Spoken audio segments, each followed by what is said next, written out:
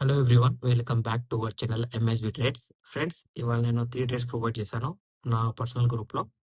ఒకటి వచ్చేసి loss recovery గ్రూప్లో 575 ఎంట్రీ, 655 ఎగ్జిట్, 80 పాయింట్స్ అనేవి క్యాప్చర్ చేశాము. మన టెలిగ్రామ్ ఛానల్లో నేను ఇచ్చిన నా పర్సనల్ ట్రేడ్ వచ్చేసి ఫస్ట్ సెన్సెక్స్ పిఈ ఇచ్చాను.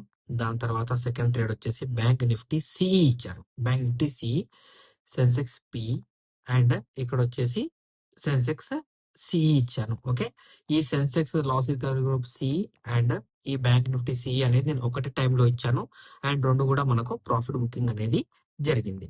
ఇప్పుడు రీజన్ ఏంటి నేను ప్రాఫిట్ బుకింగ్ ఇవ్వడానికి ఇవాళ మార్కెట్ లో ఏంటి అంటే, ఫస్ట్ హాఫ్ ట్రేడ్ వచ్చేసి ఇక్కడ ఇచ్చాను. First half trade okay, second half trade వచ్చి నేను సెన్సెక్స్ లో ఇక్కడ ఇచ్చాను. ఇక్కడ దానికి రీజన్ ఏంటి అంటే, ఒకటి వచ్చేసి FEG breakout. Previous time market లో ఎఫ్ఈజీ జరిగింది, అదే ఎఫ్ఈజీ దగ్గరికి వెళ్ళి ఆర్డర్ బ్లాక్ ప్లస్ బ్రేక్అవుట్ అనేది జరిగింది. సో ఇవాళ ఇదే పాయింట్ దగ్గరకు వచ్చి నో ఆర్డర్ బ్లాక్ జరిగింది, ఇంకోటి ఇన్వాలిడ్ ఆర్డర్ బ్లాక్ జరిగింది. కాబట్టి ఇక్కడ ఏం చేశాను అంటే రీటెస్ట్ లో ఎంట్రీ ఇచ్చాను.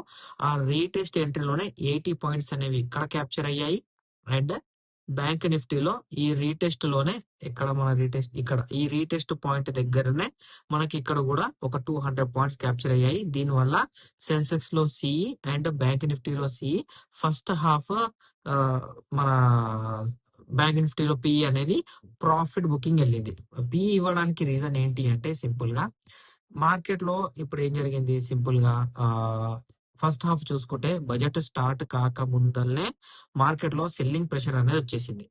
ఆ సెల్లింగ్ ప్రెషర్ వల్ల మార్కెట్ లో ఏం జరిగింది అంటే, దీని తర్వాత న్యూస్ అనేది బయటకు వచ్చింది. ఈ లెవెల్ తర్వాత ఓకేనా, ఈ లెవెల్ తర్వాత న్యూస్ అనేది బయటికి వచ్చింది.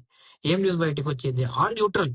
అంత పెద్ద ఇవాళ బడ్జెట్ అనేది అంత పెద్ద ప్రెషర్ లేదు, ప్రెషర్ అవుట్ లేదు, ప్రెషర్ ఇన్ లేదు, ఏదో నార్మల్ గా సాగింది అకార్డింగ్ టు ప్రీవియస్ బడ్జెట్. ఈసారి బడ్జెట్ అనేది క్యాలిక్యులేట్ చేసుకుంటే కామన్.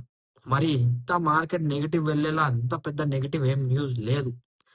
పోయినసారి తగ్గించిన ఇవాళ ఈసారి ఎక్కువ చేశారు, పోయినసారి ఎక్కువ చేసిన ఇవాళ తగ్గించారు.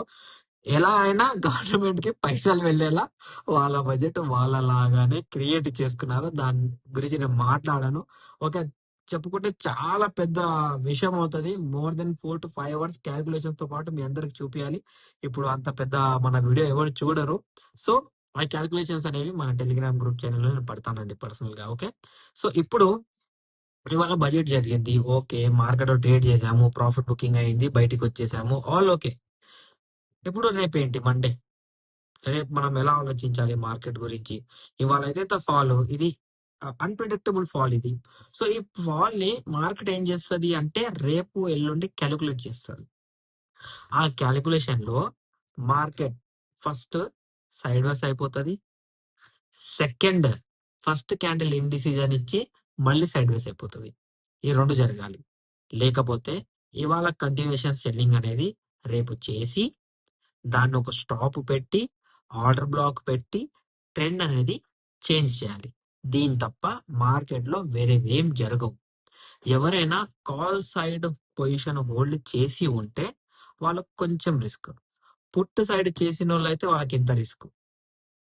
ఓకేనా, ఏదో బై లక్ బై ఛాన్స్ పుట్లో ప్రాఫిట్ బుకింగ్ అవ్వాలి, కానీ ఈ మూమెంట్ లో కాల్ సైడ్ మార్కెట్ అనేది ఒక 70% అప్ అనేది మనకు ఇక్కడ కనిపిస్తుంది. ఓకే, సో ఇప్పుడు ఈ డైరెక్షన్ ని మనం చూసుకుంటే, రేపటి మార్కెట్ లో మనం అనాలిసిస్ చేసుకుంటే, మార్కెట్ లో రివర్స్ అండ్ రీటెస్ట్ వచ్చింది previous indirect break down point కి వెళ్ళి.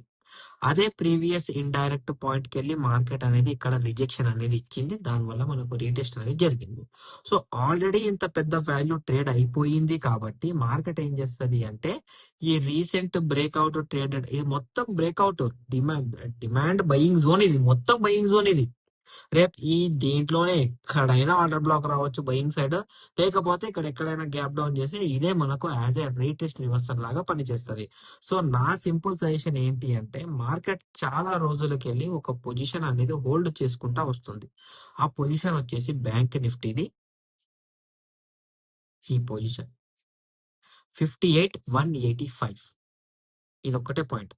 రేపు ఈ పాయింట్ బ్రేక్ అవుతే సెల్లింగ్, ఈ పాయింట్ బ్రేక్ అవ్వక ఈ పాయింట్ దగ్గర ఆర్డర్ బ్లాక్ అయితే బయింగ్.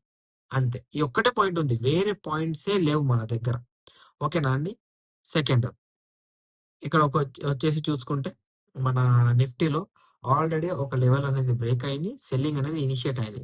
సో ప్రీవియస్ లెవెల్స్ మనం చూసుకోవాలి. ప్రీవియస్ లెవెల్స్ చూసుకుంటే మన దగ్గర ఇండైరెక్ట్ బ్రేక్ డౌన్ పాయింట్స్ ఉన్నాయండి. ఒకటి వచ్చేసి ఇక్కడ ఉంది. సెకండ్ వచ్చేసి ఇక్కడ ఉంది. ఈ 2 పాయింట్స్ ఉన్నాయి. Previous indirect break down point. రేపు కనుక మార్కెట్ లో buying retest reversal with order black with valid order black వస్తే ఇదే ట్రెండ్. ఇన్వాలిడ్ ఆర్డర్ బ్లాక్ వస్తే మార్కెట్ అనేది కంప్లీట్ గా సైడ్ వేస్ అండి. ఇది నిఫ్టీ లెవెల్.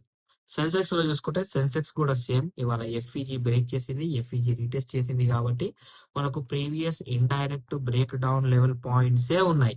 వేరే లెవెల్స్ అనేవి మనకు మార్కెట్ లో లేవు. అది వచ్చేసి ఒక లెవెల్ ఇది, ఇంకో లెవెల్ ఇది. Same Nifty Sensex same levels ఉంటాయి. బట్ దీని ప్రైస్ వేరు, దాని ప్రైస్ వేరు, దీని వాలటాలిటీ వేరు, దాని వాలటాలిటీ వేరు.